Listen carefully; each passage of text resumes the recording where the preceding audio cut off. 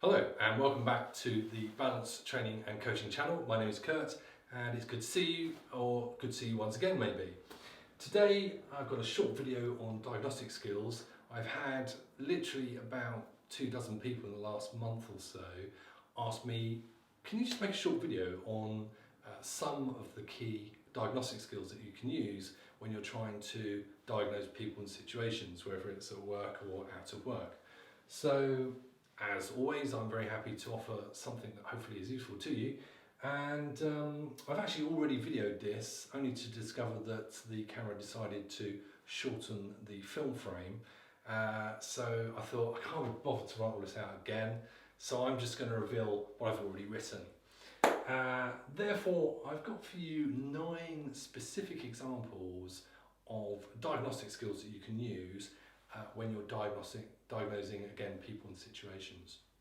Like I said, you can use it out of work as well as in work, and all of these I use on a weekly basis, and I have trained literally thousands of people in these as well, so they really do work very nicely indeed in the workplace. Therefore, let's start with number 1, focus listening, and in particular summarising. Now, it's widely agreed that focused listening is the most important skill for diagnosing people in situations, unless of course you're diagnosing yourself through thought. And one particular facet of focused listening is summarising. Now, focused listening is very similar to active listening, and I came across this many moons ago when I trained as a coach. And you can use focused listening for both business coaching and life coaching.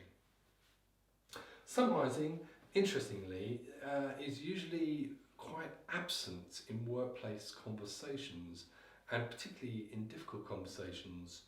Therefore, I would strongly urge you to make sure that you utilise some summarising work when you are discussing something with someone, and especially if it's a long conversation. You know, summarising the essence of what they've said every few minutes really tends to help both parties.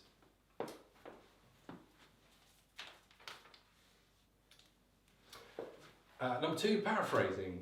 Paraphrasing, you'll notice, is something that you do every day unless you don't meet anyone and talk to anyone. And you know, it's very simple really. You just repeat back a word, a number, or a phrase, and you might do this verbatim, word for word, or you might just repeat back the gist of what someone said using your own words. Again, a very important diagnostic skill. Again, widely agreed that along with listening, questioning skills are believed to be extremely important. I personally would put them in the top 2 when it comes to diagnostic skills. By questioning skills, I generally mean, as a starting point, the prefixing, so question prefixes, how to use them to get people talking or encouraging people to talk more precisely, to get decisions, conclusions, and so forth. So if you can get, by the way, some advanced training on this, I really urge you to get it. It can be very helpful. Next one, linear probing. Now, technically, this is still questioning skills. I like to split this out, however, because of a number of reasons. I won't go into it now, but again, if you want me to go into more detail, let me know. Linear probing is a very, very useful skill for getting more detail, drilling down into the heart of a matter. It's very good with people who are liars or trying to lie or trying to be slippery with you. And it can be very good in very positive situations as well, such as when you're coaching yourself or others, when you are looking at matters of motivation, etc., etc. So again, if you can get some advanced training on linear probing, I'd really recommend it. Clarifying, again, a really useful skill, and sometimes a real paucity of clarifying work in conversations. A lot of closed questions, so for example, am I right in saying, or is it correct to say, or is it accurate that you did X and Y, and so forth. So clarifying, especially like summarising, can be very good for lots of different reasons.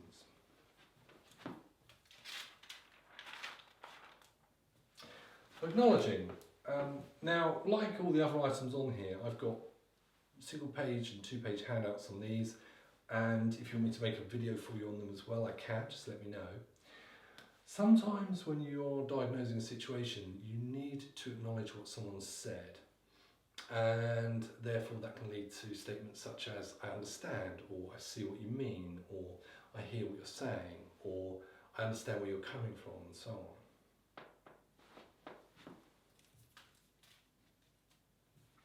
Next one, empathy, the art of empathizing. Now, you don't have to use this when you're diagnosing situations and people. In some contexts, that said, a modicum of empathy work goes a long way. And so, for example, you might say to someone, well, now you've talked through in detail what happened, I genuinely can understand why you feel angry about it.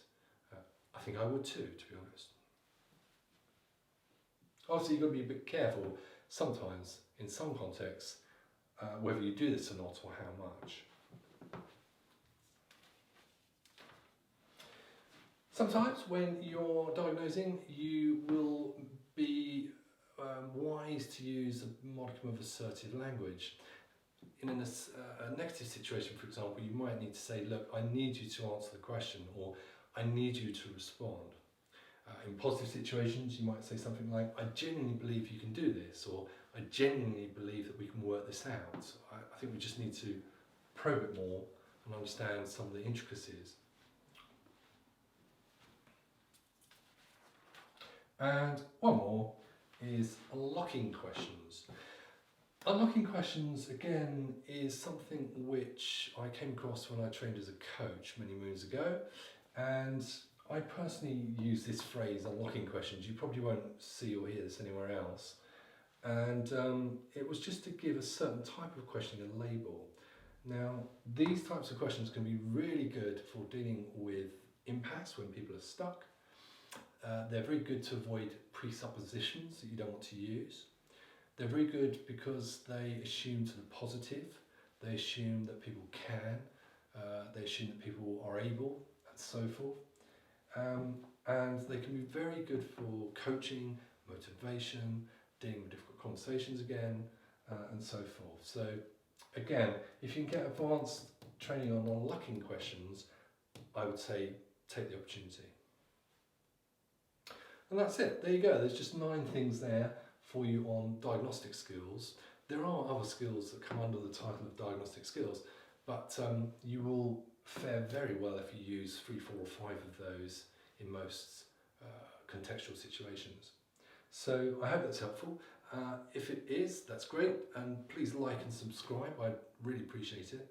And as always, if you need anything else at all, just get in touch. I'll happily help you as best as I can. Thank you.